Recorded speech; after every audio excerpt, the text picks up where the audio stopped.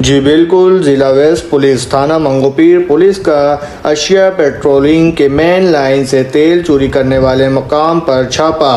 मुलजिमान ज़ेर ज़मीन मौजूद अशिया पेट्रोलिंग की मेन लाइन पर क्लेम लगाकर आयल तेल चोरी कर रहे थे। जनाब हफीज़ुर रहमान बुप्पी साहब, पुलिस ने इत्तला मिलने पर क्लेम लगाकर आयल तेल चोरी करने वाले मकाम गोदाम पर छापा मार कार्रवाई की। गोदाम से बरामद motor pump, generator, pipe, drum, वाल और दीगर सामान बरामद कर लिया गया।